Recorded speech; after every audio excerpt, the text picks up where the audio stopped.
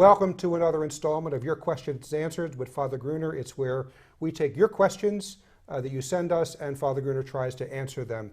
And this question came in, and it's a question, too, that we've heard when we have bishops' conference and international conferences. And the question is, why does it seem that Russia is being picked on?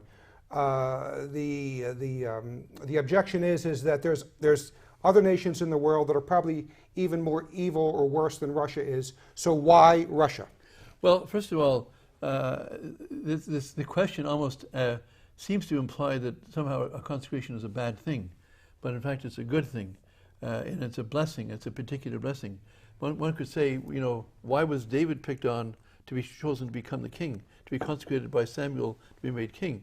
I mean, it was not fair to David because he was the youngest. He didn't have all the experience as his brother. But the fact is, God said to the prophet, I know this man's heart, and don't look at the exterior. This is the one, and not these other ones who are more handsome, more strong, more whatever. This is the one. So the point is that it was a blessing. So to consecrate Russia, it's not a condemnation. It's not an insult. It's a blessing. So I might ask, well, why didn't you pick my country, or why not pick your country? I mean, the fact is, it's a blessing. So it's not a question about who's guilty. It's a question about who's being more blessed. In this case, Russia is being more blessed. But it can't be blessed until it gets this consecration. As David couldn't have killed that lion or killed that bear or killed Goliath without being consecrated. I think Russia has a special mission that it cannot achieve without being consecrated, first of all. And that is why Russia has been chosen. Now, for example, there's a book that we've published, The Russian Sunrise. Now, it's a book of fiction. However, although the book is a book of fiction, the dialogue and the background is not fiction. It is based on lots of good theological reasons. For example, that why Russia? Why not take Liechtenstein, for example? Liechtenstein is too small, okay? Whereas Russia has to be big enough to be able to give an example as a nation, as a Catholic nation living the social doctrine. Liechtenstein, for example, not to pick on Liechtenstein, but is too small. The people, the neighbors around it, could force them to go their own way after a while.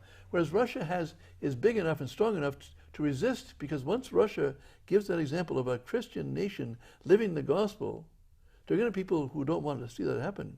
They have to be able to resist the forces from outside to try and stop them from doing that. Yeah, it just reminds me of in the Apocalypse during the Second Coming, I think.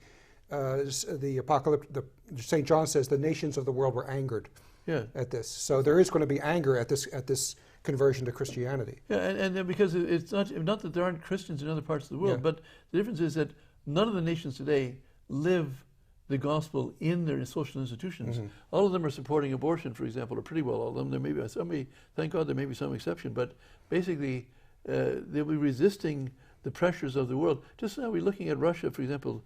All the nations of the West are saying these guys have to embrace the sin that you can't mention in certain parts of the world, but a sin that caused fire to come down from Sodom and Gomorrah. Yet we have the president of that country today resisting. Now they're not converted, but you can see the anger of the Western nations, mm-hmm. and they're the ones that are really being unfaithful to their own heritage in the first place, being angry. But so it has to be a big enough country. So God has chosen Russia for his own good reasons to be this nation that, through the conversion of Russia and Russia as a nation living the gospel, that it will be able to be an instrument to convert the whole world.